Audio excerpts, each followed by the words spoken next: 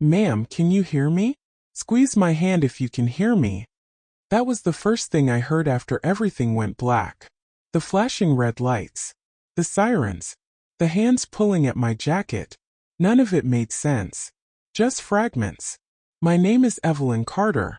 I'm 66 years old, and I never expected my story would begin with strangers fighting to save my life. While my only son refused to answer the phone, I collapsed outside the grocery store on a Tuesday morning. I was picking up ingredients for a casserole I promised to bring to my neighbor, a widower who just lost his dog. Nothing dramatic. No warning signs. Just sudden dizziness and then nothing. The paramedics said I was unconscious for 7 minutes. When they arrived, they couldn't find my ID. No phone on me. Just a grocery bag and a wallet with two $20 bills and a library card. Eventually, someone recognized me and told them where I lived. The EMTs found my medical information on the fridge. My emergency contact. Ryan Carter. My son. He didn't answer the first call. Didn't answer the second. On the third, he picked up. The nurse put him on speaker. Is this Ryan Carter? Yeah, who's this? This is St. Matthew's Medical Center. Your mother, Evelyn Carter, has been brought in by ambulance. She collapsed. She's stable now, but... Wait, Ryan interrupted. Now? Right now? Yes, sir. A pause. I'm kind of in the middle of something. Can this wait? The nurse looked at me unsure. I was conscious by that point barely, but I heard every word. She's in the ER. We need someone to come authorize treatment and be available if... I'm busy, he said. Can you just text me or something if it gets worse? He hung up. The nurse looked stunned. I closed my eyes. That call changed everything. 3 hours later, I was discharged. The diagnosis? Severe dehydration and a sharp drop in blood pressure. Nothing permanent, thank God, but enough to make my hands shake when I tried to unlock the front door. I had no one waiting for me inside. Just silence. A cold kettle. And the faint sour scent of laundry that hadn't made it into the dryer. I sat down in the armchair and stared at the floor for 10 minutes. No one came. No one called. Not Ryan. Not his wife. I raised him on my own. Worked 2 jobs while he was in school. Skipped vacations. Sold my wedding ring when he needed a down payment on his first house. I gave up dates, dresses, and dreams, because I believed that's what a mother was supposed to do. And now? I wasn't worth a drive across town. That night I didn't cry. I didn't rant. I wrote down 3 words in my journal. No more begging. That's when the plan began to form. The next day Ryan texted. Mom, heard you fainted. Everything okay? No call. Just a text. I waited 4 hours before replying. I'm doing well, thank you. He didn't answer. The next week he sent a voice memo. Casual. Joking. You know, I had a big pitch that day. Otherwise I would have been there. You understand, right? I didn't respond, because I finally realized something painful but liberating. He wouldn't treat a stranger the way he treats me.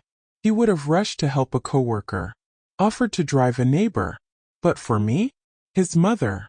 I was an inconvenience. That realization didn't break me. It freed me. Over the next few days I made changes. Small at first. I canceled the weekly grocery deliveries I sent to his house. I stopped reminding him about his wife's birthday. I didn't send the usual good luck text before his presentation. Then I did something bigger. I scheduled a meeting with my lawyer. Miss Carter, he said, adjusting his glasses. You're sure about this? I am. I revised my will.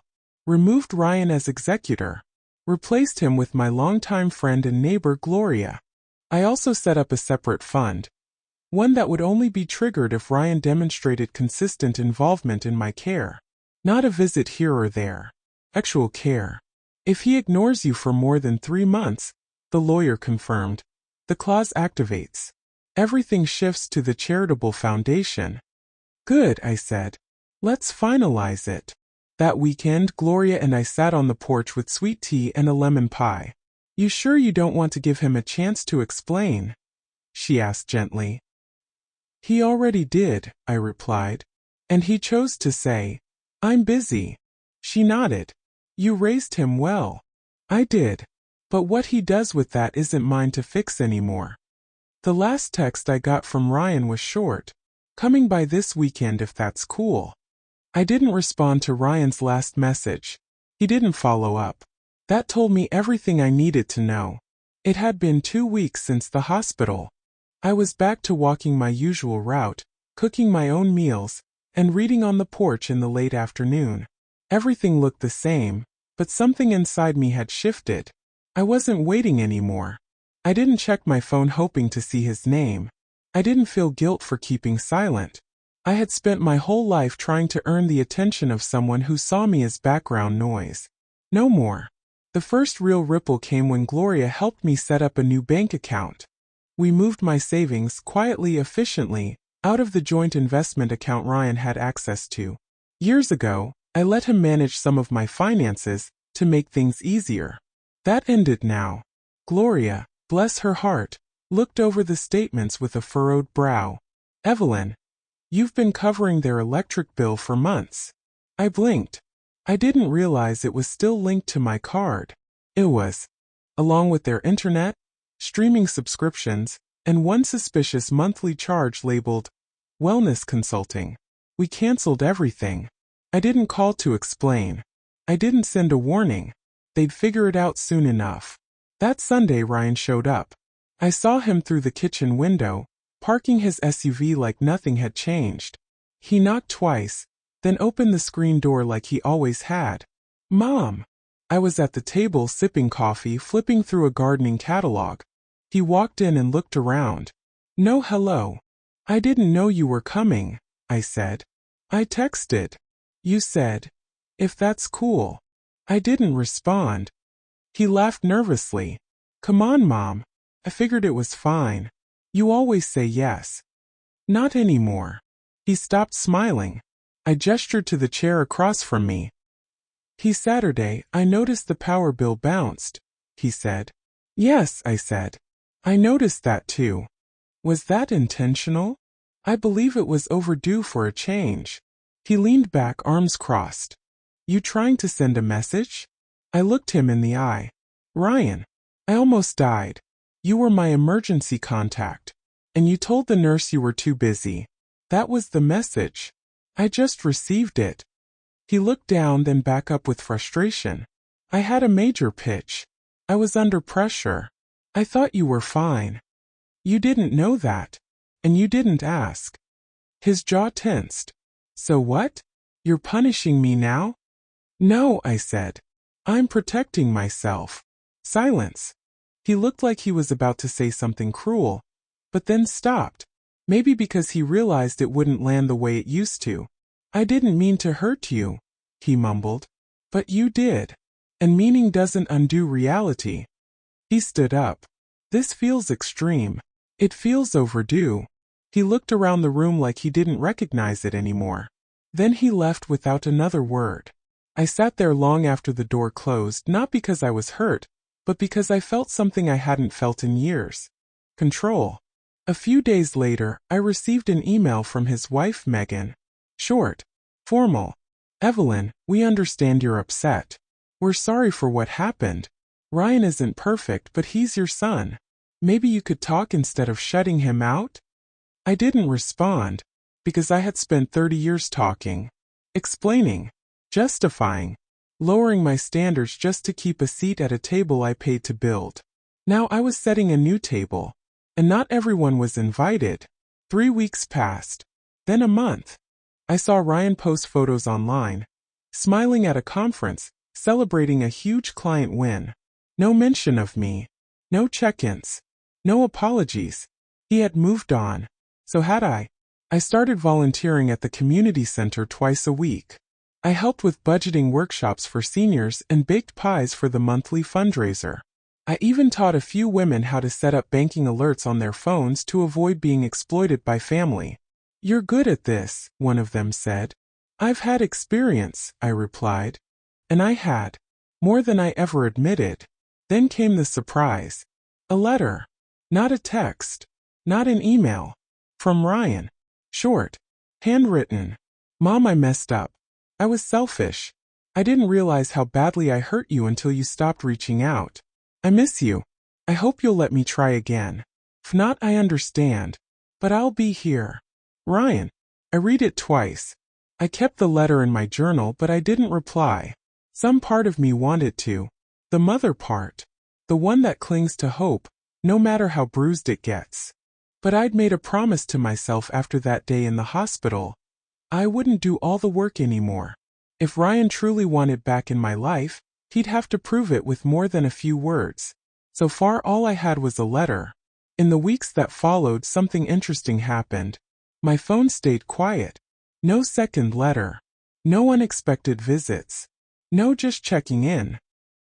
He had taken his shot, one letter, and when it didn't work, he fell silent again. That silence told me what I needed to know. He wasn't heartbroken. He was inconvenienced. Meanwhile, I kept moving forward. I taught another workshop, this one on estate planning. 10 women showed up. Most were like me, retired, wise, and quietly heartbroken by adult children who only called when they needed something. We shared stories, laughed at the gall of it all, swapped tips on setting boundaries. One woman, Teresa, said something that stuck with me. I always thought I owed my kids the world, but now I realize I gave them the world, and they sold it for attention. That night, I rewrote my weekly grocery list and added flowers. Not for anyone else. For myself. I bought yellow tulips and put them in the vase Ryan had given me years ago. It used to remind me of his kindness. Now, it reminded me of how people can change and how I can, too. A month after Ryan's letter, Megan texted. Hi Evelyn. Just wondering if you'd be interested in joining us for dinner. No pressure. Just us 3. I read it 3 times. It was the first invitation I'd gotten from them in over a year that didn't involve babysitting, errands, or favors. But still, it came from her, not him. I waited a full day before replying. Thank you, Megan. I'm not available this weekend. Hope you're well. Nothing more. No explanation. No apology. No opening for further conversation. That was the first time I realized. I don't need to make them feel better about disappointing me. That's not my job anymore. That Saturday, I hosted a brunch at my place. Just me, Gloria, Teresa, and a few ladies from the community center. We laughed over fresh scones and played cards on the porch. At one point, Gloria looked around and said, I haven't seen you this relaxed in years. And she was right. I wasn't waiting for a call. I wasn't checking for texts. I wasn't trying to prove my worth as a mother through acts of martyrdom. I was living. Fully. Without apology. But Ryan wasn't done. A week later, I opened my mailbox and found a second letter. Longer this time. More honest. Mom, I didn't know how to respond when you didn't answer my first letter. I guess I figured you were still mad. But then I started wondering if maybe you weren't mad, you were done. That scared me. Not because I think I deserve your forgiveness. I know I don't. But because for the first time in my life, I felt what it's like to be invisible to someone who always saw me. I don't want to be that kind of son anymore. I know I hurt you. But I'm asking, can I start again? Properly. Slowly. This time I didn't fold the letter and tuck it away. I left it on the table. I didn't reply. Not yet. But for the first time I felt something shift. Not in my resolve but in the air around me. I wasn't sure what I'd do next.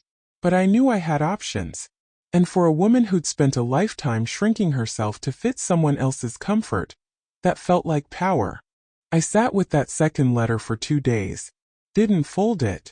Didn't hide it. Just let it sit there on my kitchen table next to the fruit bowl and the unpaid gas bill. Ryan's words were different this time. Less defensive. Less about him. But even so, I didn't rush to answer. Because here's the truth I had to admit to myself. I didn't know if I wanted him back in my life. Not in the way it used to be. Not with me doing all the work, all the forgiving, all the understanding, while he got to show up only when it suited him. That wasn't motherhood. That was servitude. And I was done. On the 3rd day I went for a walk. No phone. Just me, the neighborhood, and the sound of my own shoes hitting the sidewalk. I thought about every birthday he forgot, every Mother's Day he skipped, every time he said, I meant to call but things got hectic. But what really stuck with me was that phone call at the hospital. I'm busy. That's what I had become in his eyes, an interruption. You don't recover from that overnight. You might not recover from it at all. When I got home, I sat down with a blank piece of paper. Not a reply. Not yet. Just notes. Things I would need to see, not hear, to believe in change. Consistency. Accountability. No guilt trips. Effort without conditions. Time spent without needing something. 5 things. Reasonable. Measured. But I knew him. He was a man of intentions, not follow-through. So I waited. A week passed. Then 2. No new letters. No calls. No visit. That told me more than any apology could. The second letter had been a swing. A shot in the dark. But when it didn't land, he went quiet again. Which meant it wasn't about me. It was about his discomfort. He didn't want me back. He wanted his own guilt to go away. And once he tried to apologize, he probably told himself, well, at least I tried. As if that should be enough. It wasn't. Around that time, Teresa invited me to her church group. Not for services, just a Thursday morning gathering where women shared stories, discussed aging, family, regrets. One woman, Helen, said something that stuck with me. We keep telling ourselves we want our children to come back. But really? We want them to come back changed. Until then, what are we welcoming back? That hit me like a thunderclap. Because Ryan could show up tomorrow, flowers in hand, tears in his eyes. And if he was still the same man who ignored my pain, I'd be back in the same cycle. No thank you. I spent the next few weeks doing things I used to put off. I enrolled in a ceramics class. I bought myself new walking shoes. I invited a man from the senior center for coffee. I made banana bread and didn't give any of it away. And slowly my life started to feel mine. Not borrowed. Not delayed. Not built around whether or not my son remembered I existed. Then one morning a package arrived. No note. Just a box with a framed photo inside. It was Ryan and me. From years ago. At his college graduation. I was younger. Tired but proud. He had his arm around me and was beaming. At the bottom of the frame was a tiny plaque. Thank you for believing in me, Ryan. I held it in my lap for a long time. But this time I didn't cry. A month passed. No new messages. No flowers. No unexpected visits. Just silence. It used to sting. But now it sounded like peace. I didn't fill the space with what ifs. I didn't reach for the phone. I didn't reread his letters. I had lived too many years holding my breath, waiting for my son to remember he had a mother. Now I was breathing again. Fully. Deeply. Without permission. One afternoon, I ran into Megan at the grocery store. She looked surprised to see me. Her cart was full organic milk, almond flour, a few frozen meals. She looked tired. Evelyn, she said. It's been a while. Yes, it has. She stood there for a moment, unsure of what came next. I know things have been strained. They've been quiet, I replied.